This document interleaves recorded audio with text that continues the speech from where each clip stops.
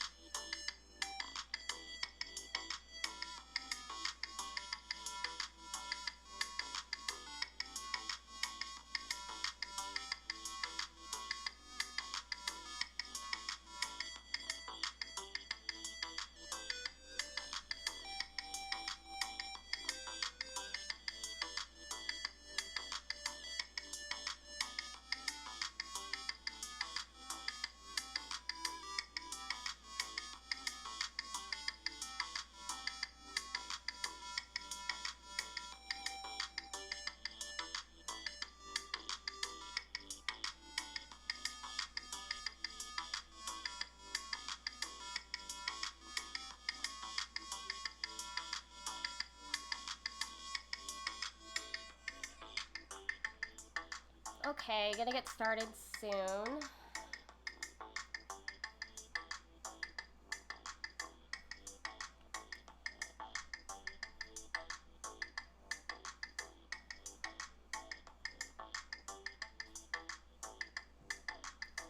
Hello, friends. Oh, I just realized I don't have like lights on or anything. 1 second. Oh, sorry, one moment. I'm a little frazzled. I don't know if you can tell. A little stage fright, if you can imagine. Just one more thing. One more light.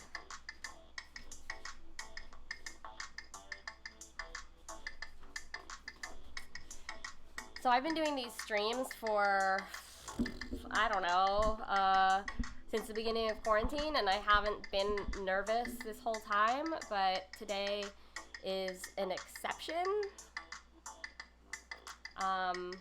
So welcome. Hi, Lucius. Nice to see you. For anyone that is new, my name is Jen De La Vega. I'm here on Twitch every Sunday at 12 p.m. Eastern. I host this segment called Zine Dreams. It's a relaxing read-along and dissection of independent and commercial print media. On Wednesdays, I host Attack the Pantry, where I break down ingredients and answer cooking questions. This past week, I've been sharing stories and ways to communicate with folks about Black Lives Matter and anti-racism. And I also decided to take this time to address a few bombshells that dropped this week in the chip music community. I don't want to speak for others, only to my experience and positioning, and the calls to action that I mentioned later are only recommendations and aren't meant to be didactic for your specific situation and locale. And I just want you to know that I am available to you as a resource I am not a heavy practitioner in the music scene anymore, but I still have a lot to share, and maybe if I don't hit specific questions or items that you have for today, I am still available online to help you, navigate all of this. I have to issue a content warning for today. I will be mentioning sexual assault. So if that makes you uncomfortable, you can turn back now, or I will post the timestamps of when I talk about these things, so you can skip over it at a later time. So if that makes you uncomfortable, you can catch up with me later in the week. So, this is a lot. Everything I talk about this week is a lot. I mean, it is a heavy week for all of us, but I will address that also. In the background, I've been playing, there's this fun tool called Figure, where you can, make music. Fake bit stuff.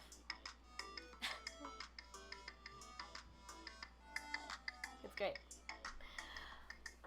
Anyway, just as a primer, I know that not everyone that watches this channel doesn't have music experience. I come from various creative communities, and I know a lot of people who follow me here come for food or publishing advice.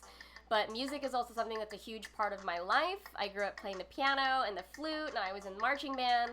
And so it was only natural for me to move to New York City to pursue a career in music.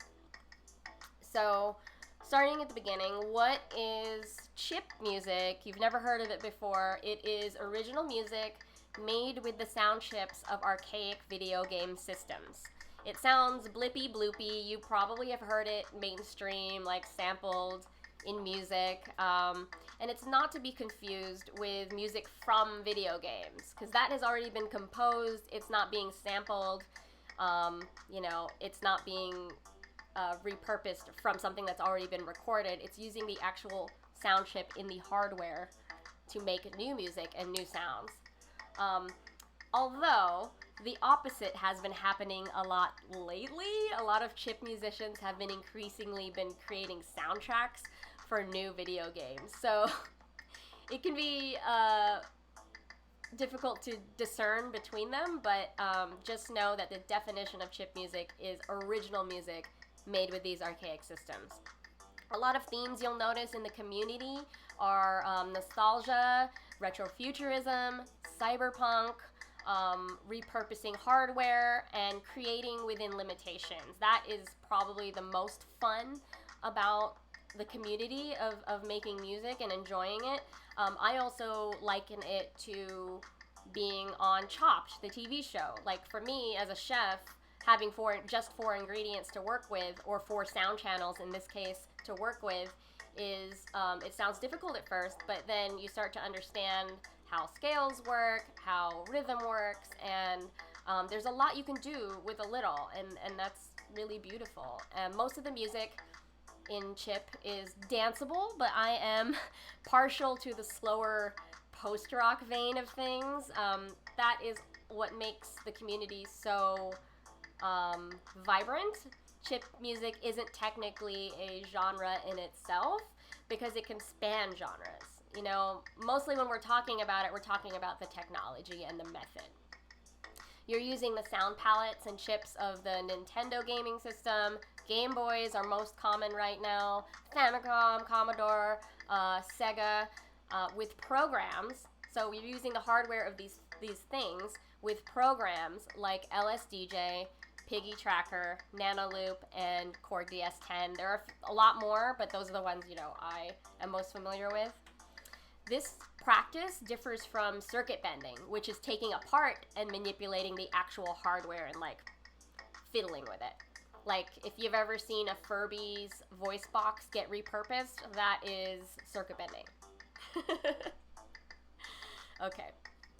So how did I get into this very small community of music? If you're just hearing about it now, there are so many practitioners around the world, and it was already up and running about a decade ago when I joined. So how did I get into it? I was a radio DJ, a college radio DJ in UC Davis. We had a station called KDVS. They're still functioning, which is amazing. They are a great community station. I was also the music director, and part of being a DJ is mixing what is currently coming out with the archive, and I was on sort of a IDM, intelligent dance music, kick. I was learning about 808s, I was learning about Beat Fleischman, and all these really adorable sounding, warm Casio tone sort of songs. And there was a record that I pulled out of the archive, like an actual vinyl record called the 8-Bit Construction Set. And it was mostly just sounds, and I didn't know what to do with it. I was like, well, what is this for? And I think it was meant for sampling and for DJs to play between things.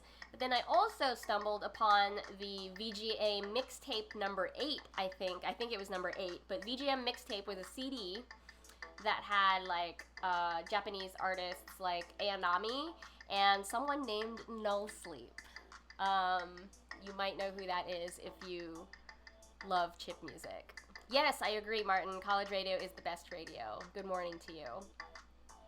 So it was the song Her Laser Light Eyes. So I heard this song and I was like, what is this? This is so great.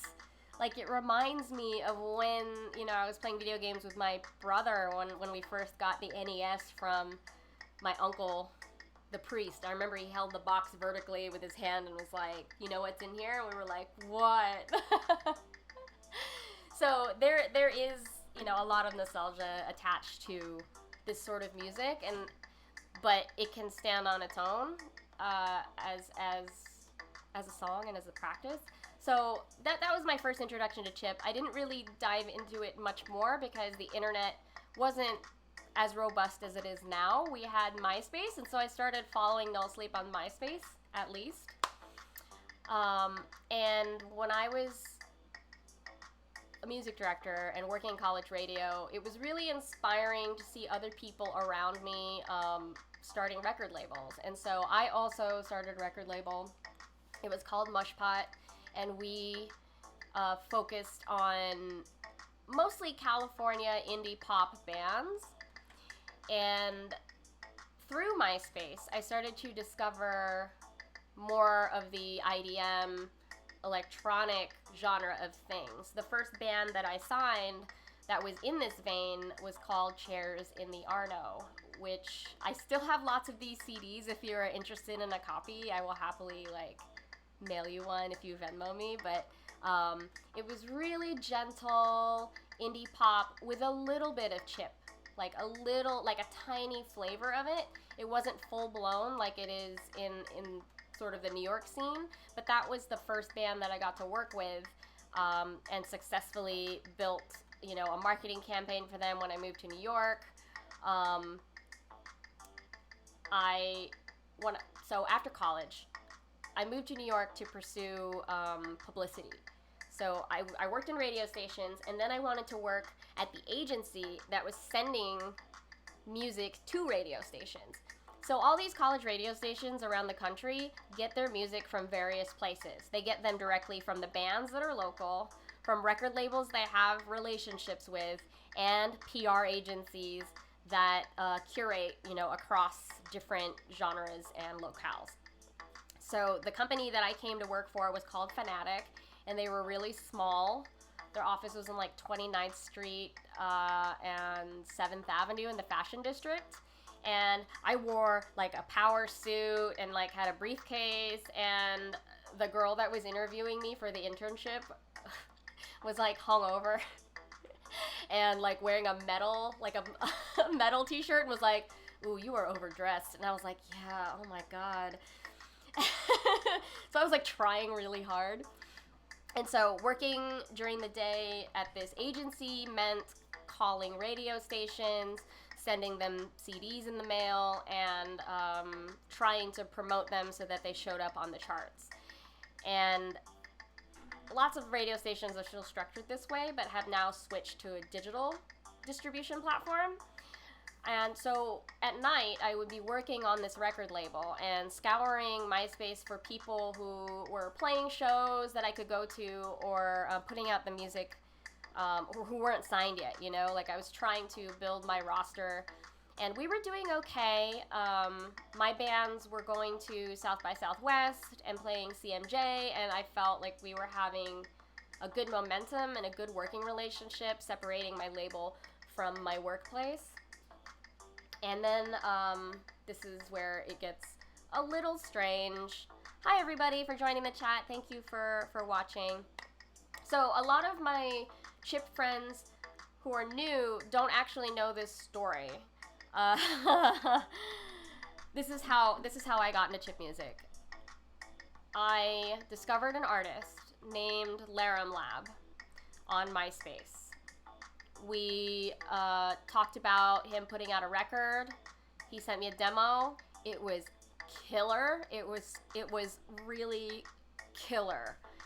It was consistent. It was well made. I immediately signed him, and we put together a plan for him to tour and for all these magazine features and compilation appearances and remixes. So when I was working at this agency, we had like an internal discount for whenever any of us had a project that needed to be promoted. We didn't want to like put it at number one priority because like that's a conflict of interest, but we did get a monetary like discount to add it to the roster of the entire agency. So there was like a standard discount. But when they heard this album, they were like, whoa, we need to push this full panel. For those of you who are new to the music industry, full panel means that we're pushing it to all outlets, not just radio, but to print press, to internet, and to store promotion. So I'll talk about more of the nuts and bolts of the music industry later, but the agency that I was with was supporting the album and was like, ooh, we really gotta promote this because this is so new and so cool, such a cool story. And so we were maybe 2 weeks from the album dropping. And so when you're working on any kind of publicity, there is something called lead time, where you are getting your press copies into the hands of journalists and building the buzz. This is how we build momentum in journalism, is we get samples into their hands and then plant stories, and not plant stories, excuse me, that sounds so insidious. I mean, prepare them for when the album drops so that they can publish and support when we need to. So back then we weren't dealing with Spotify, but it's sort of the same mentality of all the bloggers are gonna talk, all the people are gonna tweet about the album on one day, you know? So we were 2 weeks out from release, and I started getting all this hate mail in my email, my personal and my work email. I apologize for this, but I didn't quite know that it was being targeted at me at the time yet. There was all this hate mail, you pardon my language, you stupid fucking bitch, you don't know what you're doing, what are you doing releasing music, you don't belong here, stop stealing from musicians. So I kind of was like, whoa.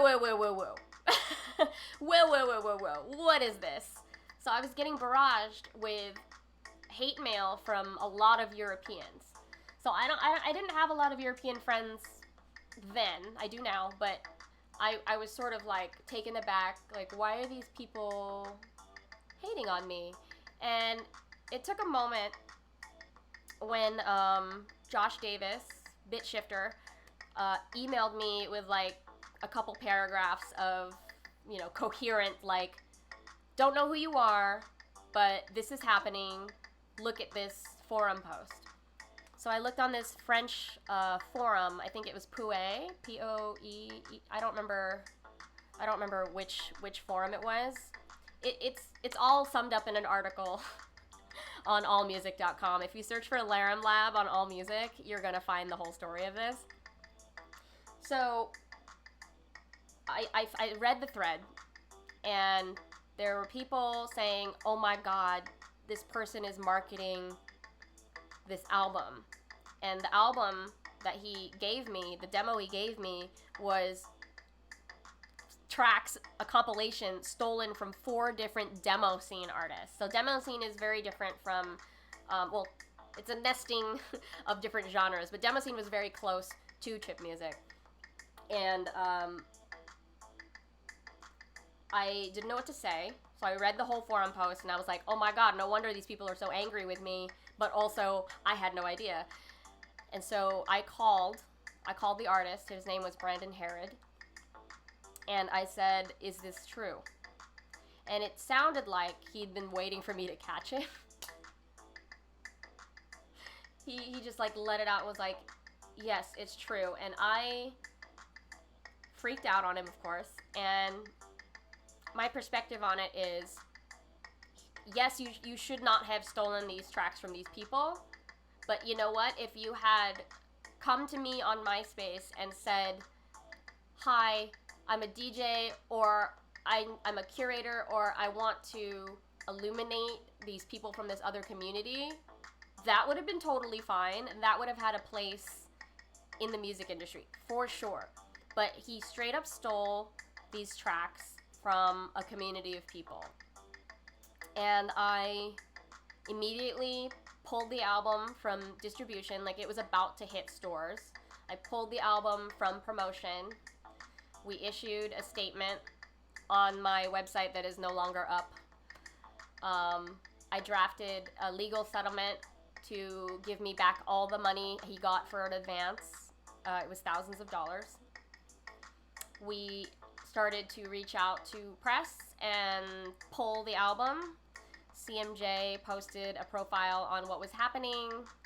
It was tough to react to this in real time when we didn't have Twitter, we didn't have Facebook, really.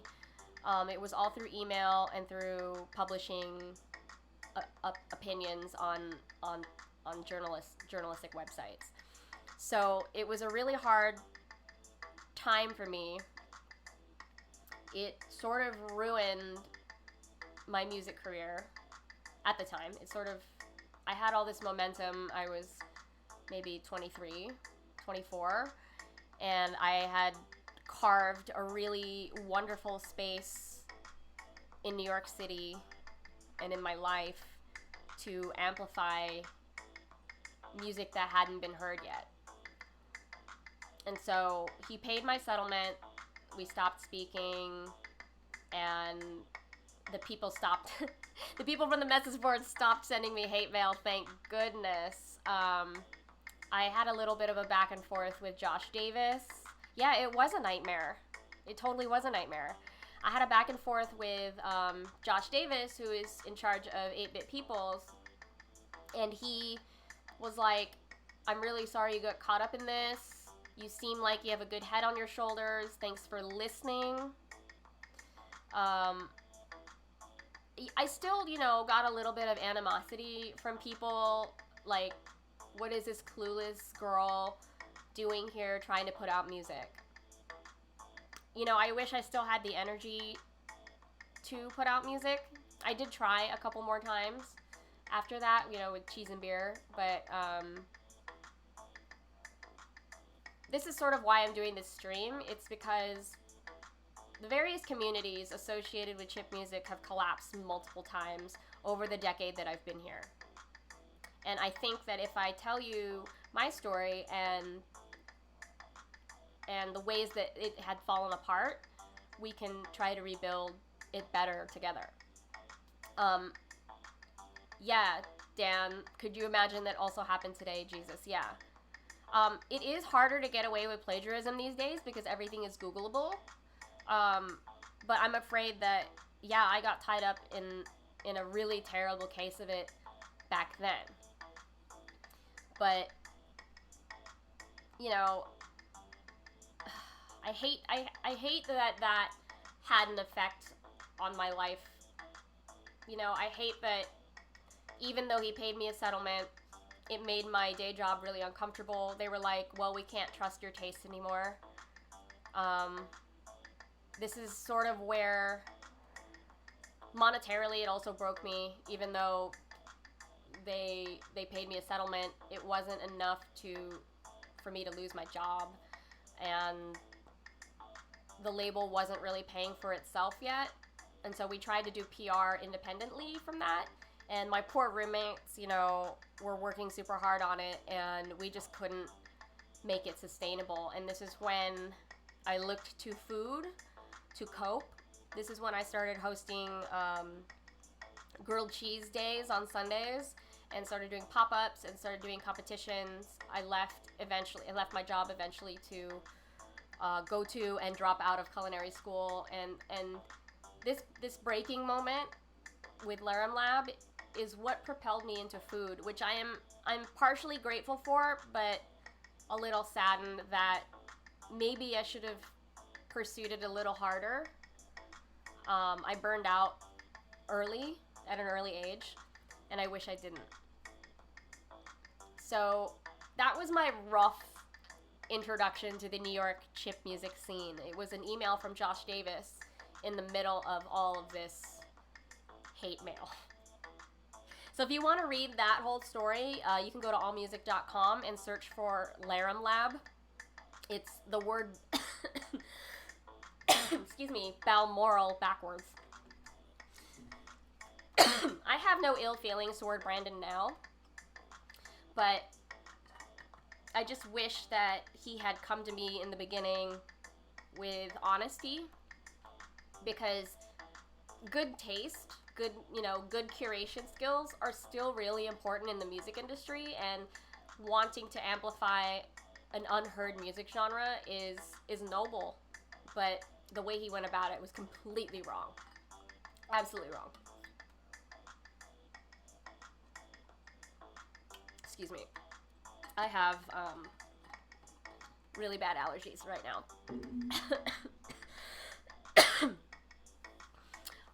The tracks are really good.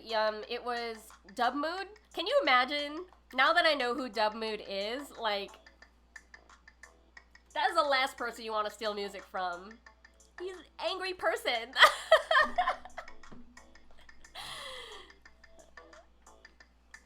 No, Josh, you were not. You were so, like, level-headed and fair to me, and you were giving me the benefit of the doubt. So, like, you were not attacking me in any way, but other people were. So, some of the other artists were Crazy Q, Dub Mood, and DM something. You can find all of this on AllMusic. But I do have copies of it, actually, if anybody wants them. I can't afford to, like, ship all of them everywhere, but I do have copies of this and Chairs in the Arno still, if you want them. They're taking up space in my house. I carry this weight with me everywhere I move. But anyway, so that's my introduction to chip music. A couple months later, or not even a couple months later, Josh, who is in the chat right now, introduced me to Mike Rosenthal, who founded The Tank. And so all of these organizations, The Tank and 8-Bit Peoples and Blip Festival, are connected. So Mike Rosenthal opened this venue called The Tank. It is actually still in operation, although we don't really focus so much on music performance because of the limitations of the space, but it was the home of New York chip music for a long time. So if you don't know, Josh's label is 8-Bit Peoples, and The Tank NYC, still a venue. Blip Festival was happening, and I got an email saying that, we saw how you handled that terrible situation. How would you feel about being the publicist for Blip Festival? And I was grateful that they weren't angry with me still. Like, I carried so much of that weight and guilt of, you know, being part of this guy's, like, crime, like this music crime, this plagiarism. Like, I carried that weight with me for a long time. And for Josh and Mike and Jeremiah to come to me and say, you know what, like, this was hard, but come here, be a part of this community, and it changed my life. Like, Josh, directly, you changed my life. I know you're gonna be like, oh my god, don't talk about this right now. But you did. You know, I was in my mid-20s. I had a lot of energy.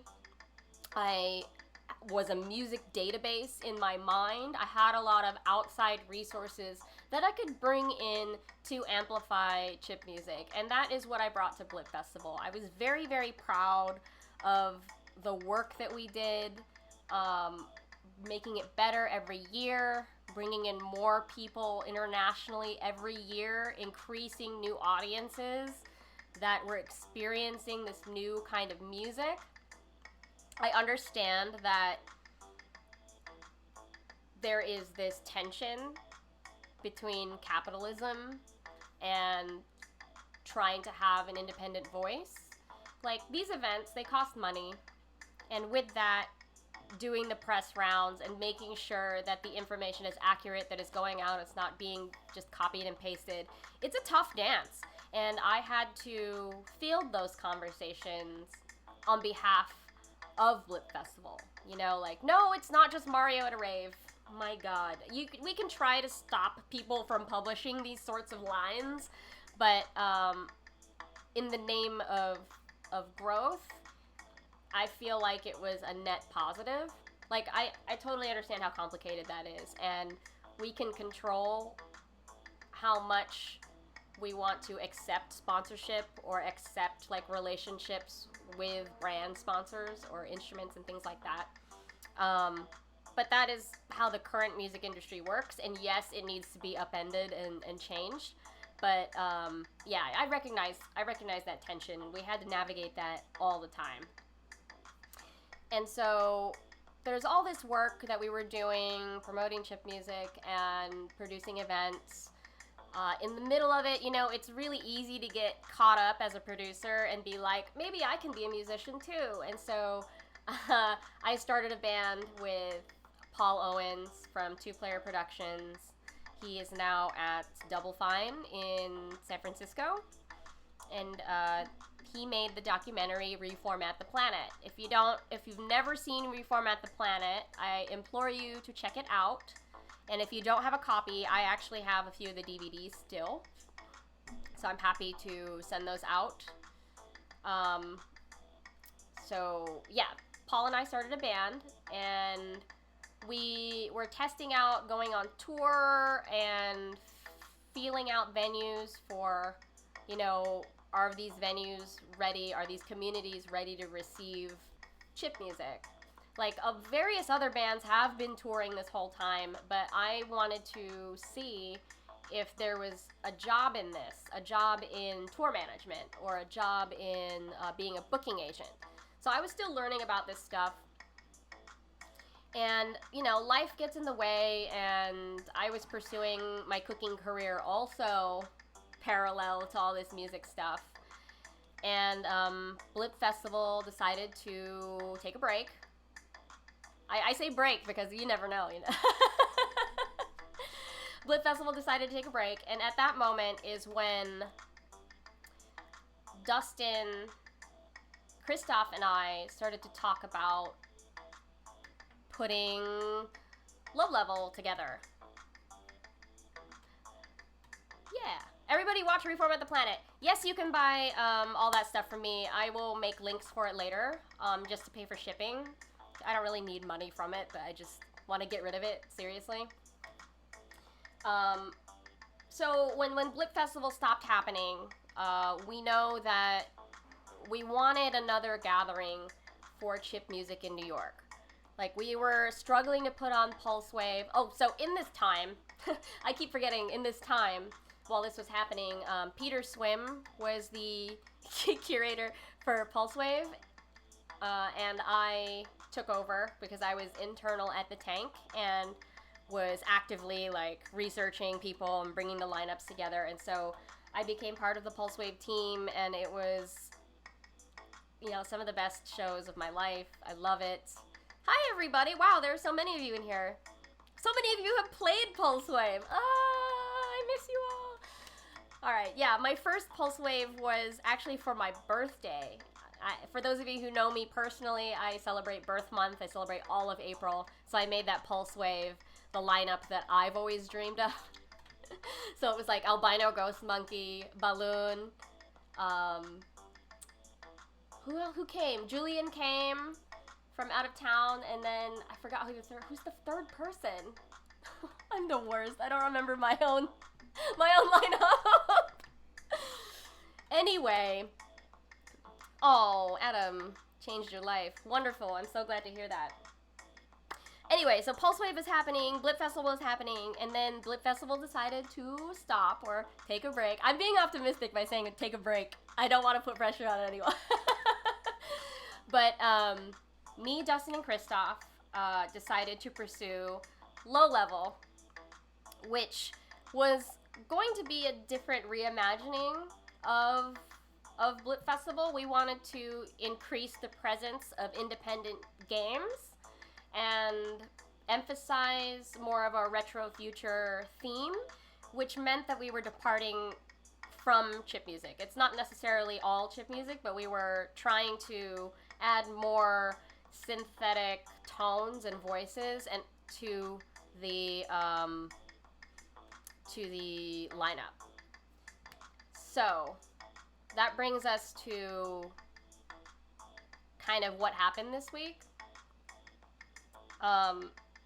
Our tagline for Low Level was, "We believe that the retro future is still ours to create," and I take that to heart, and I think that all of us as community builders, as curators, as bookers, as artists have the power to create these situations and these spaces for people to enjoy the craft that we love so much.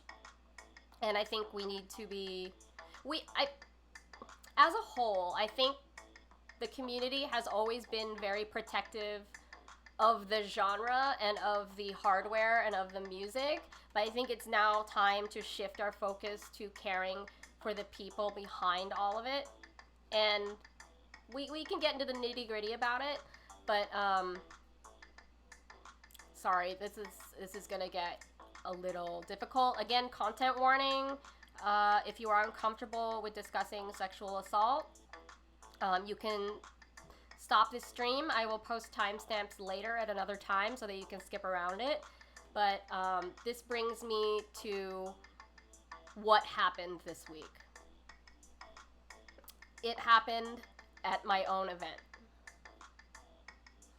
I had stayed quiet for years. I was already so tired. Like, I was burned out from working, like, already.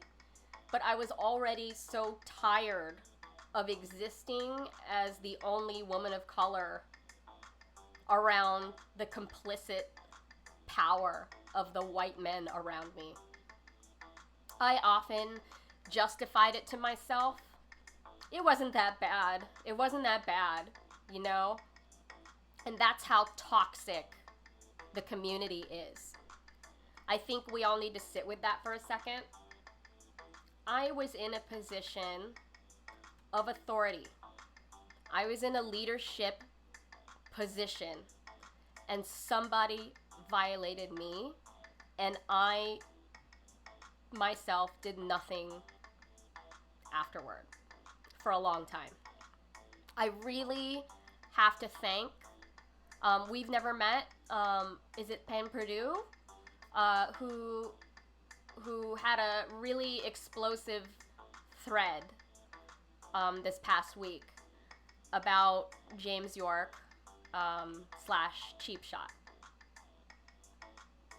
So I'll just tell you straight up what happened. So we were at a low-level event. It may have been, I think, our happy hour. I was standing with Beck. I just walked into the venue. I'm an organizer. I want to be there early. I just walked in the door. I think James had been drinking, and he grabbed my boob.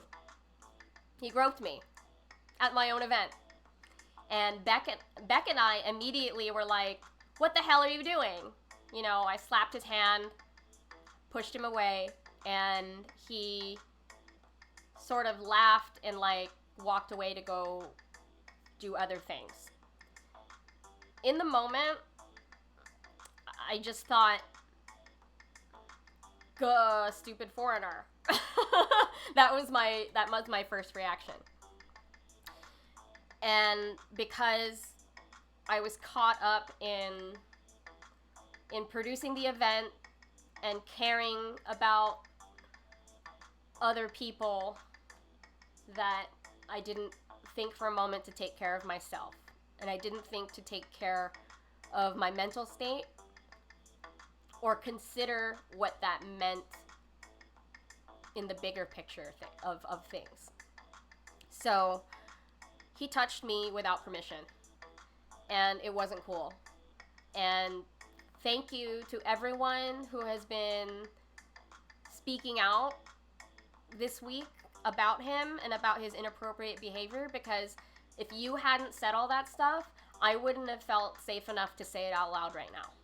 So thank you to all of you who have, held your friends accountable for pulling your music when I know that it is something you've worked on for so long and so hard. Thank you for standing with me and other people who have been violated. Thank you for listening, but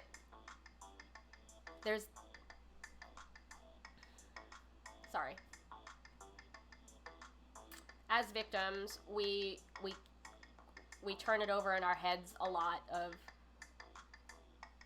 what will happen to me if I say something. And last week, I talked about my experience with the Gender and Sexuality Commission. This is an organizational group that I worked with. You'd think that I was so progressive in this that I would know what to do next when it happens to me, but I didn't. I had no clue what to do for myself. Sometimes organizers need to take care of themselves, and they don't. So, whatever position you are in, just remember to take care and check in with other people to make sure that, they're listening to themselves. Like, I'm here, like, preaching all of this positivity and progress, but I didn't turn the mirror around to me, and I didn't listen to myself. So when I was part of this organization back in college, there was this question that we asked when we interviewed people. The University of California, Davis has the highest reported rapes out of all the schools. Is this a good thing, or is this a bad thing? It's a complex question. The obvious answer most people would say is it's bad because rape is bad. But if you think about it, being the school that has the highest reported assaults, it's good that it's being reported. A lot of these things happen, like on the spectrum of violence, a lot of these things happen and persist in silence. And this is not saying that the community wasn't without voices. White feminism was kind of the only example of feminism that was existing at the time, and I fell into it to survive. I conflated the toxic action of others with just plain standing up for myself. I shouldn't have let other people's past actions dictate how I would stand up and protect myself. I should not have been afraid of backlash for coming forward. But you know what? That was the reality at the time. now I feel so much support from all of you, and I thank you for messaging me. I thank you for amplifying the messages that I have. It makes me feel like the kids are all right, you know, and making me feel safe for what I had to say. Thank you for not challenging me and saying that you don't know what happened or you think that's what happened. Thank you. None of you have said that to me this week, so thank you for knowing when to listen. So I didn't have the goal of completely dismantling a large chip music social group or a net label. It's unfortunate neither parties were open to criticism or change. They were more worried about reputation and having control and having their way than giving up a little space for others. You know, like, I think it's really unfortunate. It is a learning lesson for the rest of us, for anyone that is going to take up the mantle of leadership from now on. You need to go into it with an open mind. And as someone who organized a lot of events, I want to take this time to apologize to other non-male folks who have been vocal this whole time. I could have done a better job as a curator, as a booker, of supporting women instead of feeling threatened they were encroaching on my turf.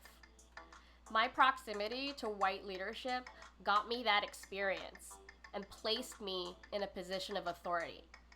I fought hard to get here. Why should this new person get attention? And that is sort of the treatment that I got when I started. And so I was perpetuating it. This is the toxic masculinity and pressure seeping into the way I treated other women. I was tokenized. You know, whether you meant to or not, I was the only person of color in many of the circles for a very long time. And when I talk about tokenism, it's not one person of color is enough. It's not checking off this box like we did our activism for the year. It is a cultivation of talent. And I think we're like person to person, I mean, a lot of this happens online and we lose context when things are online and in forums and in chats and on Discord. Things are moving so fast, it's really hard to react in real time when someone calls you out. So someone calls you sexist, someone calls you racist, someone calls you ageist, someone calls you something. What do you do in that moment? It's really hard to like, oh God, you just called me a really bad word. Like, what do I do with that? What I can say from what I've learned is immediately apologizing for your misstep. Help me understand. What can I do next? Or, if you can't even get those words out, I'm sorry, may I take some time to reflect on this? I'm sorry, I misunderstood you. Just those simple phrases will give you some space so that you can start to understand where someone else is coming from. I talked about this in my previous stream on how to communicate with others, and you can watch that. But I wanted to just break down a lot of the one-to-one communication because I feel like that's where a lot of the tension comes from in these big online groups. So there's this website that I've been promoting called guidetoallyship.com. What is an ally? I know some of you have watched my other video about this, but an ally is a person who takes on the struggle of another community as their own. It is a continued support to improve relationships with a certain community. In this case, it's a community within a community, so people of color and women in the CHIP community. And it is understanding that when people speak up like this, you know, like that lineup is not diverse enough, or, you know, you should really consider this change to your organization. Understand that is not a criticism of you. It is a criticism of the entire system. Like, yeah. So There are some, slides that I wanted to show you. So when you are being an ally, do be open to listening. Sorry, where is it? Do be aware of your implicit biases. Do your research to learn more about the history of struggle in which you are participating. And for a new community like this, it has a relatively short history. So we also need people to be telling those stories. We need more journalists. We need more, accounts. We need zines. We need wikis. We need information. Do the inner work to figure out a way to acknowledge how you participate in oppressive systems. Do the outer work and figure out how to change the oppressive systems. This is kind of where we are now in chip music. Do amplify online and when physically present the voices of those without your privilege. Do learn how to listen and accept criticism with grace, even if it is uncomfortable. I'm hella uncomfortable right now, y'all. I am sweating so hard.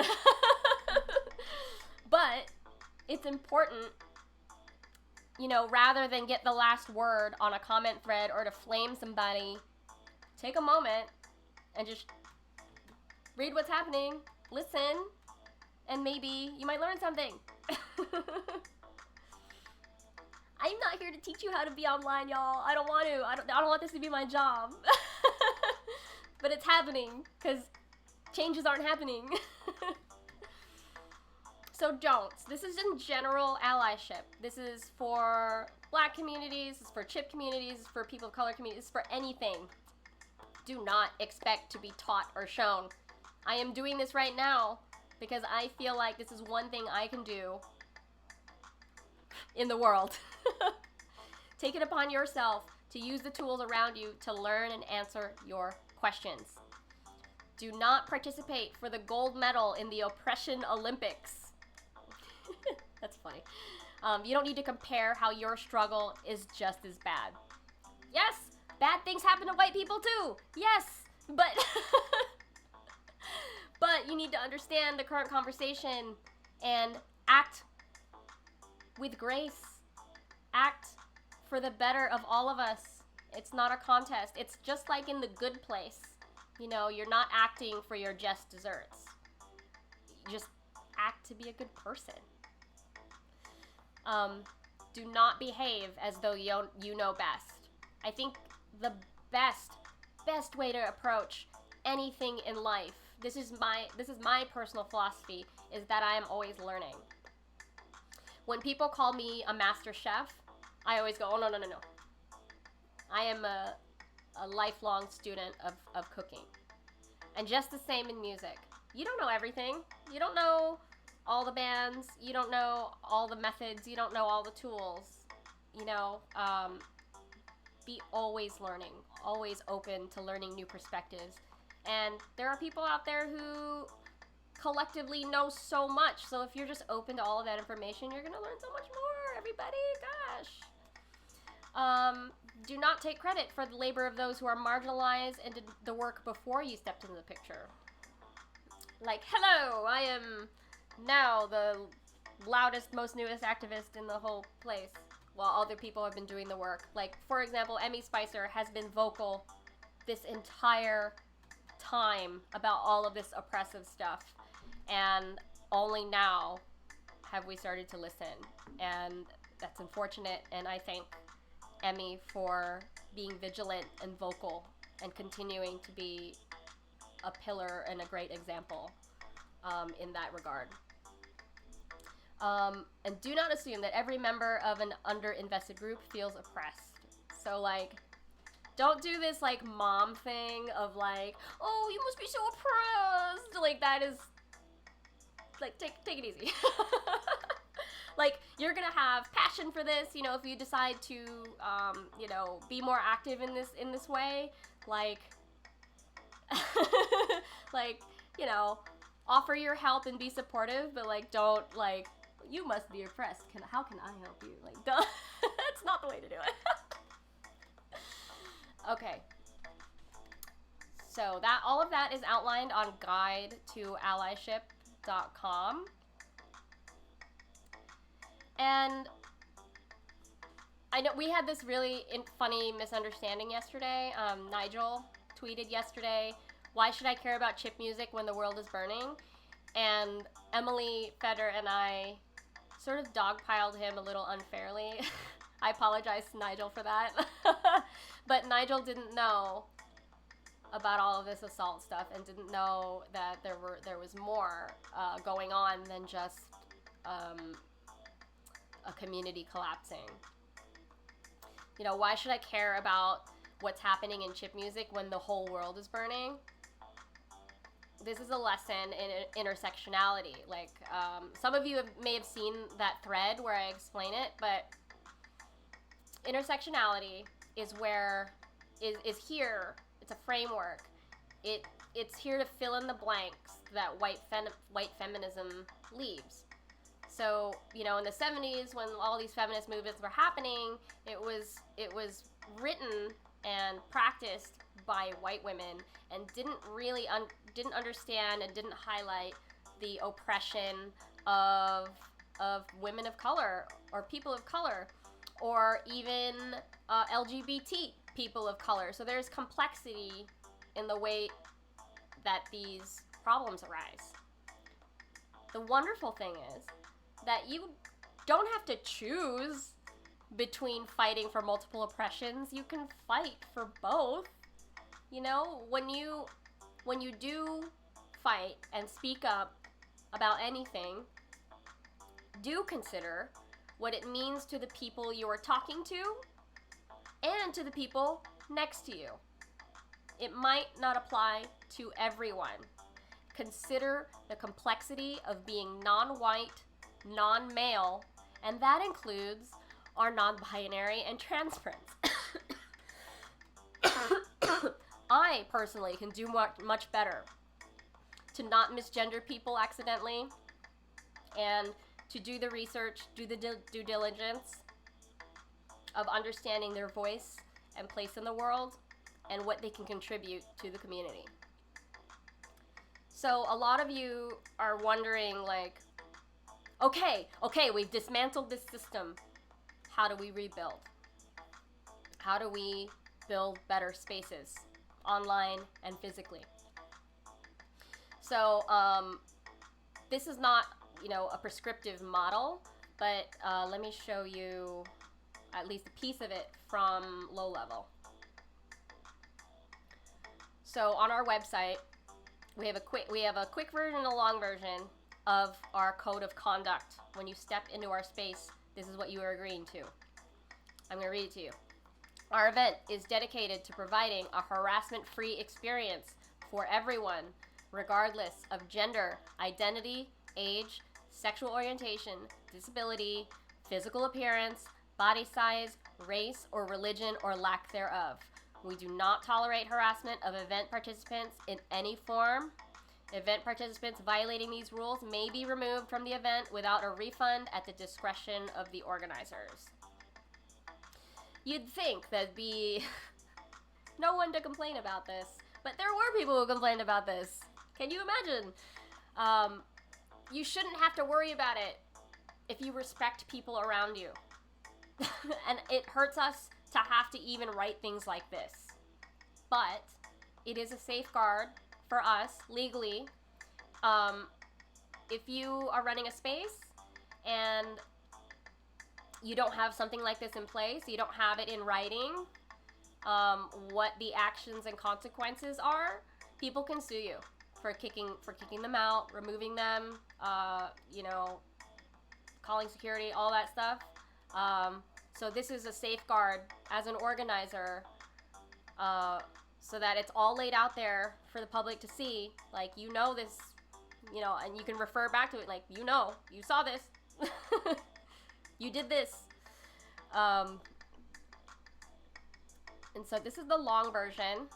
So we laid out, what we don't tolerate and what we expect of our participants. Simple rules. Remember, it's basic human rules. So the first So when you write something like this in the long form, we have steps, escalation steps. So we're going to stop you. We're going to ask you to stop, and we expect you to comply immediately. You know, if they continue to engage, the organizers get involved. Warnings, and then expulsion from the event. What to do if this is happening to you. We made it really obvious who the staff was so that you could find someone to go to. You know, find the helpers, like incorporate that into the language. Event staff can be identified with low-level staff badges. We made them really big. They were like die cut. Event staff will be happy to help participants contact venue security or local law enforcement. I mean, maybe we would take that out now. I would not call cops now. Provide escorts or otherwise assist those experiencing harassment to feel safe for the duration of the event. So provide escorts. So all of this stuff that I mentioned here in the last paragraph, those are people. Those are volunteers that you need to bring together to help you enforce all of it. You know, it shouldn't fall to one person or the organizer to manage all of this. You know, it was a team effort.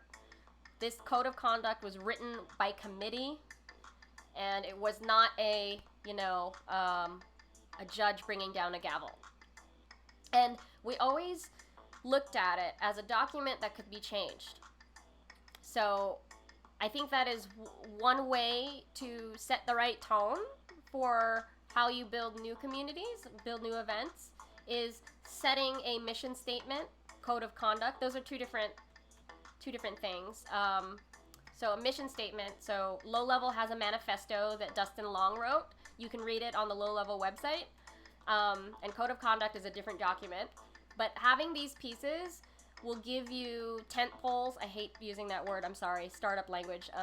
Will give you pillars to rely on and be your guiding light through difficult situations.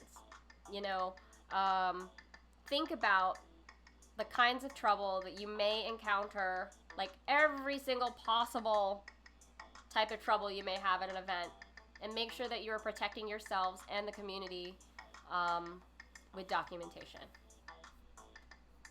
Is that helpful? I hope that's helpful. Yeah, I think we would remove cops in a in a later edition. So there is another example. For those of you who don't live in New York, there is a venue called Nowadays, and they are they got a dance floor. It's like outside DJing. There's lots of people bringing their families, even their kids, like to this club. And as you're waiting in line to buy tickets, every 10 to 15 people that would come through were brought to a tent, and you were told the code of conduct out loud for 2 minutes. Like, we have zero tolerance for X, Y, Z. There are no cameras on the dance floor. And it was great. It was positive. Everybody was on the same page, going to the party. And alongside that were sort of deputized staff members who had like a very obvious sash. I work here.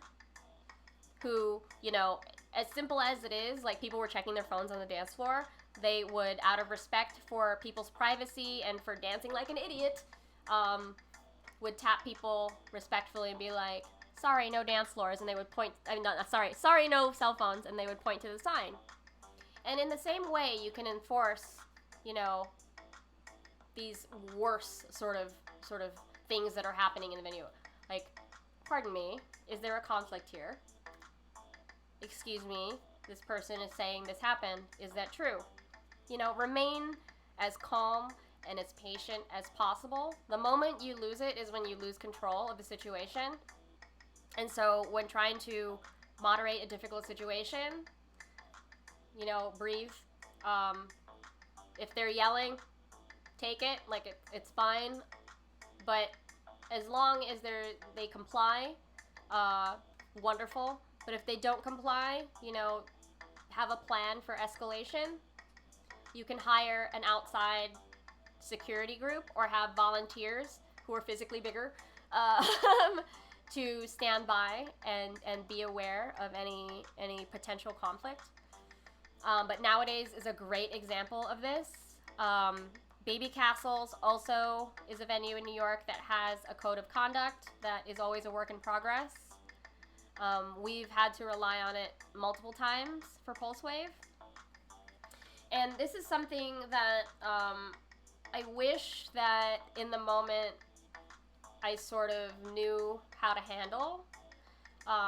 The word recourse, which is outside help in a difficult situation. So none of us organizers are psychiatrists. We're not professional moderators. We're not lawyers, and we're not counselors. So we can't be trusted to know all the answers. We won't. We absolutely will not know all the answers. We can do our best to escalate internally as well as we can, but there's going to be a point where we're going to need to bring in outside opinions. So I actually don't know where we can get outside moderators from outside of the community that aren't cops.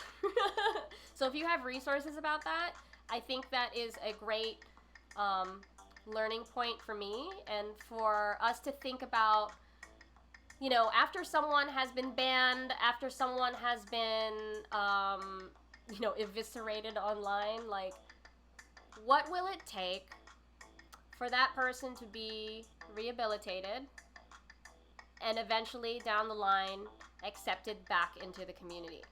I know we don't want that right now. Like, in the moment, we're really angry at these people, but what I want to think about is a complete closed system of how we handle conflict.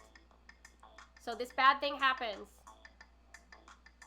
Okay, we've kicked them out. Okay, what about that? Like, what after that? Like, what is that person's place in this community? You know, can they be rehabilitated? Do we have programs for that? It's not our jobs to fix people, but it is our responsibility to remember, you know, where the community has been and bring it forward. And bringing it forward may be welcoming people back after a certain time. It's happened before. People have messed up. I've made mistakes, and I've been welcomed back. And we need to figure out ways that are constructive and safe for the entire community. Yeah, that's a great thought, Dan. It'd be interesting if trained social workers would be hire for event spaces and conflict resolution. Hell yeah, that is a great idea. I actually don't know any social workers, so that's a great thought. I would hope that we develop some kind of program, or at least a phone number we can call, or a website. That would be incredible, actually. Yeah. So, moving on from there, what can you do to increase diversity? So, as an artist, as a curator, as a fan, what can you do? Number one, seek out, ask. I want to meet more Black chip musicians. I literally only know 3. So, I want more. Make a call for it. Ask. Remember to keep asking. I have it in my calendar to keep asking on Twitter if I know any more Black recipe testers so that they can help me with my projects. Amplify. As soon as you find those people, share their work. Buy their work. Go to their shows. Go to their streams. Educate. If there aren't enough of those people, this is a constant problem we ran into at Pulsewave, which was, we've had this person play already 3 times. We can't keep asking the same Black person to keep coming in here. How do we get around that? We educate. We teach more people to play the music. We create resources. We host workshops. If you are a practicing musician right now, consider please doing a live stream of your setup. Take screenshots of your, of your work and be like, break it down for people. Music theory. A lot of kids don't know music theory. So create educational resources. Paul Weinstein out in Philly has a course online where you can learn like music theory for chip music. So there's a lot of different things that we can be doing to bolster the pool, And another thing that's a little bit more direct is to mentor. If there is somebody that you saw play open mic and it was like sick, but you don't see that they don't have a website, they don't have a Bandcamp, they've never made a demo before, consider taking them under your wing and mentoring them to get them into a place where they can start promoting themselves. Like, a lot of fear is associated with performing for the first time, or sharing your creative work for the first time. So if you've seen someone play once and they don't have anything online about that work, like, reach out and ask, what do you need to get a website up? What do you need to learn for you to complete a demo? What is it in your music career journey that you need to do next, or what are you missing? And look to your own skills. Like, what are you good at? Like, for me, I'm pretty competent with organizing and spreadsheets and outreach to people and like talking to people. And so I can provide resources on drafting or proofreading the copy that goes into these codes of conduct. I can think about people I might know in certain cities that will be able to help you with a X, Y, and Z. So think about mentorship and outreach and what you can do to build up that pool, that talent pool of people who are going to be the next generation of great musicians, Yes. And this brings me to maybe a controversial thought about the diversity of chip music, like the actual like music. There were, for a long time, in the forums, people making the purity argument. Like, that's fake bit, don't add instruments, that's not purely chip. Does that sound familiar to you? A purity argument? Sounds a little bit scary and like Nazis. Yes, fake bit, programs that make chippy-like music is started to gain more of a foothold. I mean, I'm playing some right now.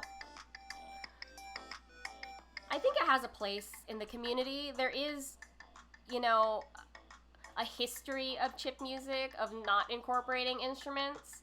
But adding instruments, is more color to the spectrum of what chip music can be. How can we expand it? How can we expand the genre? Chiptune is over has happened so many times, and it has shown us that it is resilient and that people still want to be making this music. So please just stop saying that. It's ridiculous. There are things that we can learn from the bands who have sort of broken through or made it through. So Balloon, for example, from Puerto Rico and New York, our friends Angelica and Jose. Did I say the right name? But my friend's Balloon. Anyway, they have been on like NPR, like Tiny Desk. They used Kickstarter to expand their community. For those of you who know Disaster Piece, Rich has branched out into doing soundtracks for movies and for shows and video games. Infinity Shred, formerly known as Starscream, got on lineups that are not all chip music. Depreciation Guild also was playing shows with non-chip related acts. Here are some career paths to consider if you love the music so much but aren't a musician. You can be both, but it's a lot to manage, creative side and administrative side of things. You can do it, but you know, this is for people who have sort of been on the sidelines, not sure what to do. So this comes from traditional music industry structure, so take that with a grain of salt, but maybe let it inspire a new kind of job for you. So managers, these are people who take a percentage of the musician's income. They help contracts go through. They line up opportunities. They work on the behalf of musicians.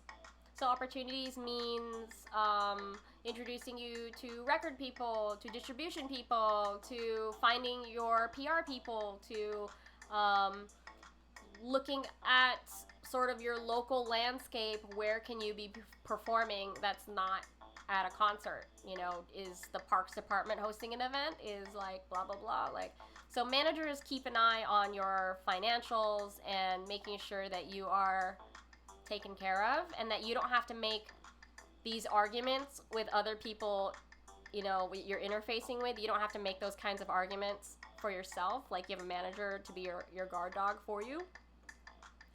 PR, this is where I have the most experience. There are different areas of focus for publicity, but you know, you can focus on all of them or you can pick one. So there's blogs, there's college radio, which I thought was super, super effective because college radio people and community-oriented people are not, they're more open-minded about the kinds of music they listen to. That's how I got into chip music, so college radio, highly recommend. But there's also commercial radio. You can try, but that costs like so much money, and I'm not sure that morally you want to even go that route. I don't know.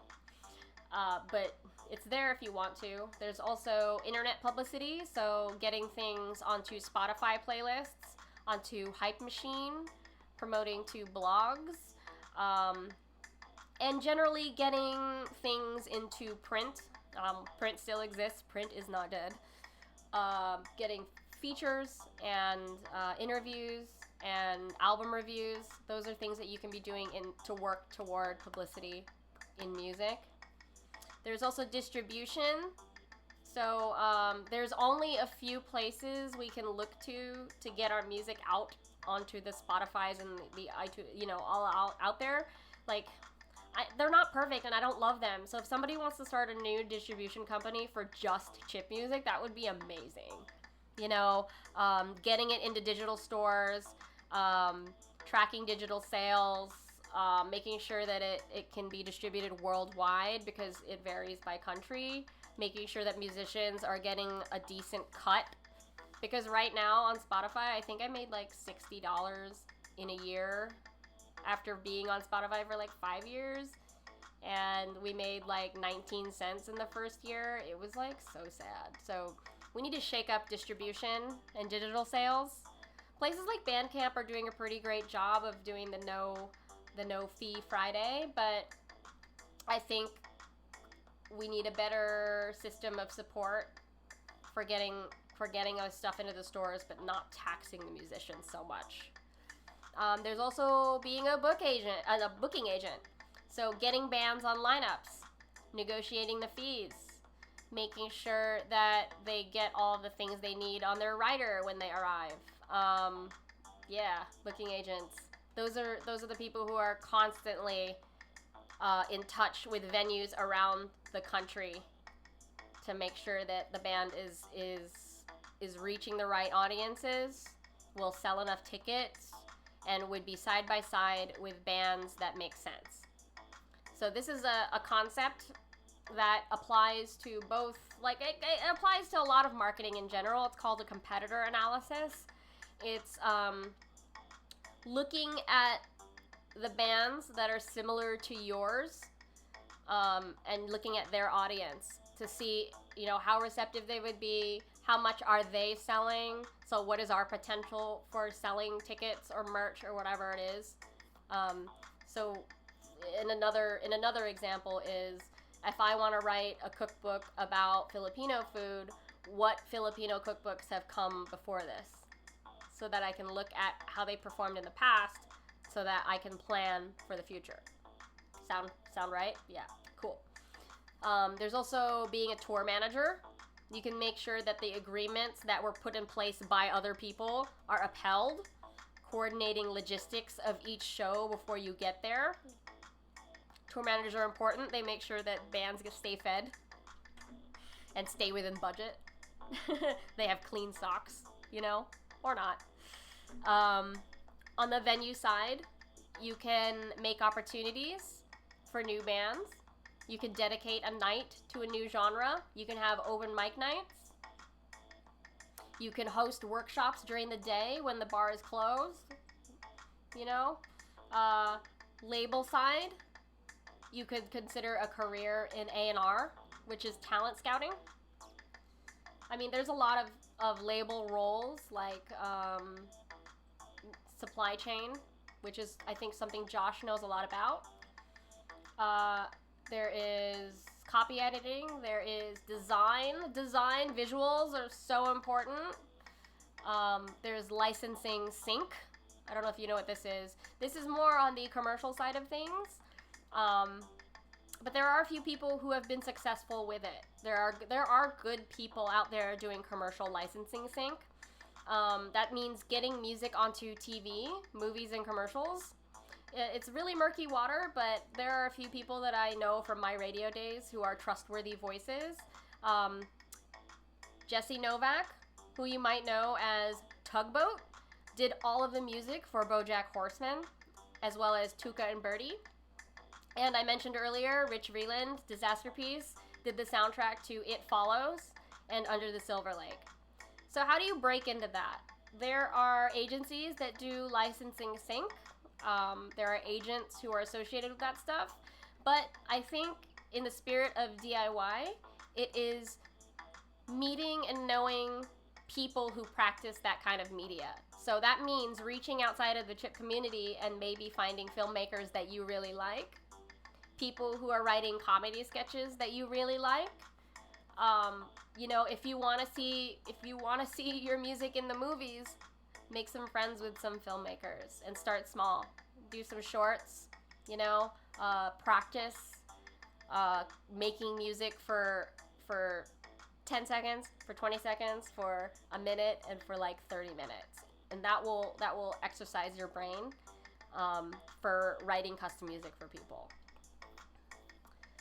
So I know that was like all over the place, and I am just catching up with the chat here. I'm so happy to see a lot of you here. This is so nice. Oh, there's some really great ideas here in the chat. Yes, college radio is the best radio. You know what? Maybe I will. I'll put up a little thing in my Etsy shop of the CDs if you want to get them. I'll just put them at the cost of shipping, and then you can get those from me. Like, I have some inventory of Reformat the Planet and the compilation. Yeah, it's ridiculous. If you want to read about my introduction to chip music, you can go to allmusic.com and search Larum Lab. Ridiculous. Thank you for saying that Low Level was a necessary evolution. I think that all of these series, even from Vancouver to Boston to Eindhoven to everywhere, we all can go through a little bit of care and a necessary evolution. We have so much work to do. It's not just checking it off like, okay, we've written a code of conduct, we're done for the year. Like, don't... Like, it is continued effort. Just remember that it's continued, active effort to dismantle the systemic oppression in our music scenes. It matters.